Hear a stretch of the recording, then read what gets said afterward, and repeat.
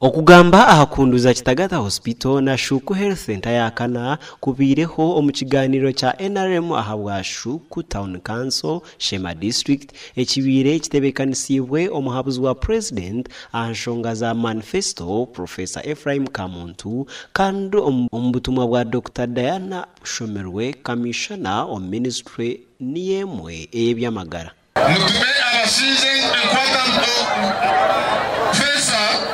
bafura wengeshi impecho Kitagata Hospital echekumene ejiraki nehondozibwa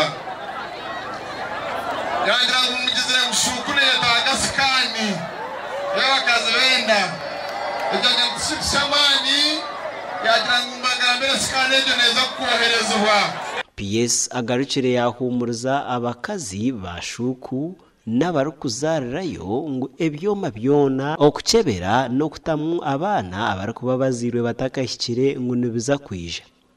Sentafo eyashuku najimanya ikale itangana habilitation esente zikazanjira mu budgeti zakatiza zashoraje hatu tugariremu mwene katushabire ngo esente finance keraz tuhereze shukuneza kubari habilitate. Aha mukoro nugwe gumwe hashirweho abajwecerwa okuruga omumaka gobwa president batyo nukwe kushaba abanyashema obutagaruka bakete bagoro bakaza omuruhuzyo rwabyo kuhakanisa government na President Museveni. Nchokure abantu nasi badabuza kuya professor kamenya keta ebintu bikakomaho.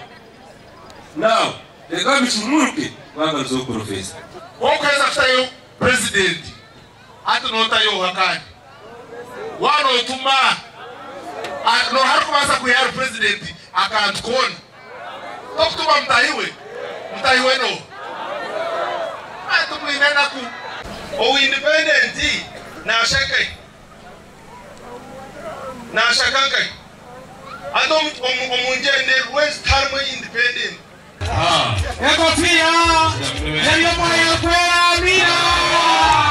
omuhabuzi wa president anshonga za manifesto kandi member wa cabinet yihanga Professor Ephraim Kamuntu agambire abanyashema ngu obujenyi obwabire bufire bugarikiremu.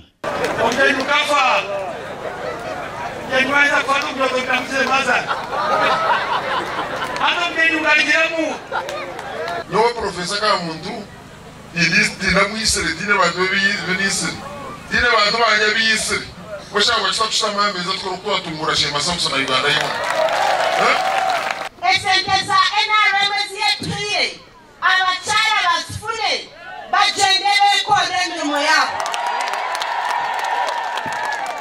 ninyende kubaretere mshomo nowe nizarwa Shema nichwe bashema ngende n'abantu akozire nimbani nyegaza mai. Professor Ephraim Kamuntu Gasha kwa Michael atwakire.